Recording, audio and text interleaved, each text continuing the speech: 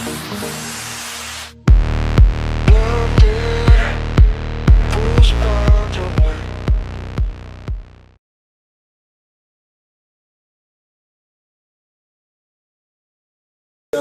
va vous présenter notre projet qui est Jarvis 7.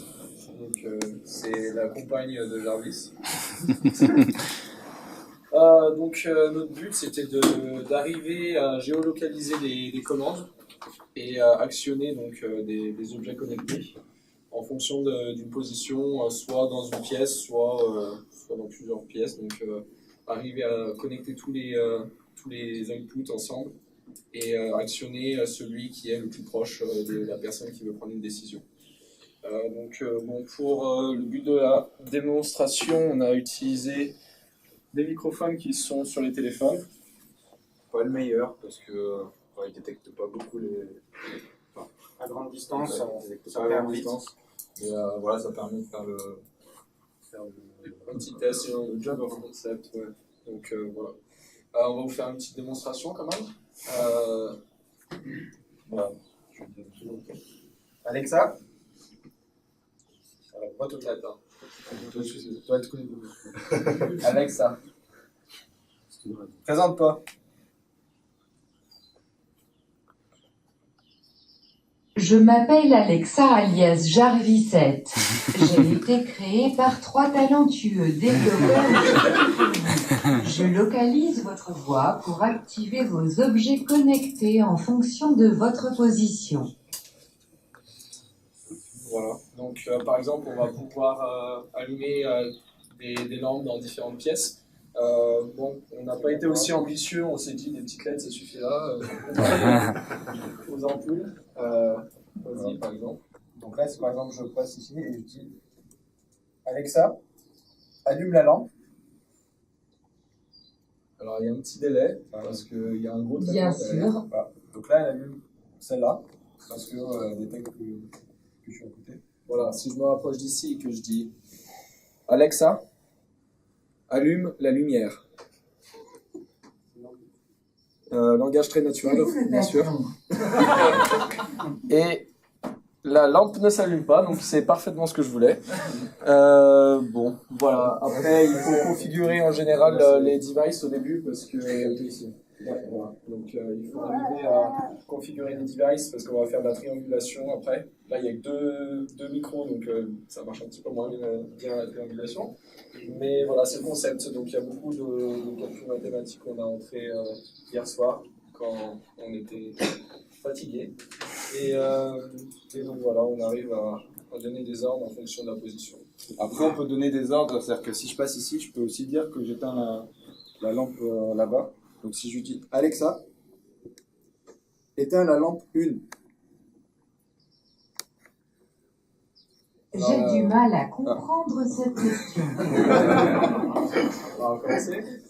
Alexa, éteins la lampe 1. Bien sûr. Non. Alexa, tu m'embêtes.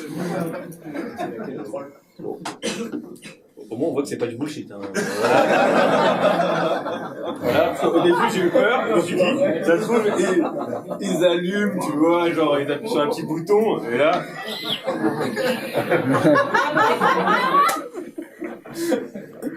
C'est pas que pas. Non, merci. C'est avec les micros des téléphones, c'est complexe. Du coup, il y a plusieurs couches. Il y a le téléphone où on va faire d'abord de la détection de hot word. Donc, par exemple, concrètement, ça va être comme OK Google. En lançant le mot Alexa, ça va être détecté par tous les devices qui sont environnants. Et en fonction de l'intensité en fait, du signal... Je crois que je ne te... Elle l'a détecté. Elle a détecté que je l'appelais, mais bon voilà, c'était pas une commande. Donc du coup, en fonction de l'intensité du signal qu'on va récupérer sur l'ensemble des micros, on va arriver à positionner dans l'espace la personne et donner l'output en général, qui est le plus proche. Et donc voilà, après derrière on a un backend qui gère tout ça. Farid, tu peux peut-être... Pour le back-end, il y a pas mal de. Enfin, il y a une partie Python sur la Raspberry pour activer. On a du WebSocket avec la Raspberry. On utilise Google Speech pour la reconnaissance vocale. API.io aussi pour détecter du texte en action. Voilà, l'algo de triangulation était assez chaud. Et surtout, c'était pas super rappelé. Téléphone. Globalement, pour résumer l'algo de triangulation, on calcule la puissance du signal sur les X secondes qu'on a enregistrées et on fait un ratio entre les différents devices qui nous ont enregistrés. Ce qui fait que ça nous donne un profil. Et globalement, quand on est ici, on sait que globalement, on aura 90% du signal qui est capté par lui et seulement 10% par nous. Et ce qui fait que si on parle, on a enregistré celle-ci comme étant à 90-10. Ce qui fait que si on se met ailleurs, on va avoir des ratios différents et ça reste indépendamment de notre volume. Si on parle bas, on aura quand même un ratio de 90-10, voire 100-0, parce que si on parle bas, le téléphone là-bas ne nous aura pas détecté. Et avec des arrondis, ça suffit pour corréler. Et la gestion du bruit. Il est annulé le bruit de fond, C'est justement. traité parce par que- Google Speech, Voilà. il annule le noise.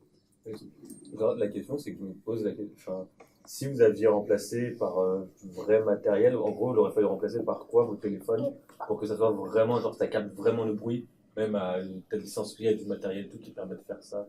Genre, en gros, vous gardez exactement vos structures, l'algo et compagnie, vous changez juste le truc qui écoute. Ça aurait eu un meilleur, déjà, on aurait eu un... Ouais, un micro. T'as le micro de scène qui permettent de capter les bruits de foule qui sont faits souvent pour quand ils font des records de live. Ils aiment bien enregistrer les applaudissements. Ça, t'as des micros spéciaux pour bien capter de la distance. Même un micro d'ordi, ça aurait fait plus la faire. Ça, vraiment, c'est fait pour parler proche de la bouche. Donc, Synthèse. Personnellement, c'était mon premier hackathon. C'était compliqué cette nuit, mais c'était vraiment intéressant. J'ai eu la chance de travailler avec Faïd, avec qui je travaille tous les jours, et avec Boris, qui est un très bon développeur. Et j'ai vraiment pu apprécier travailler sur les nouvelles librairies, nouvelles technologies. C'était agréable. T'es devenu un homme. Bravo.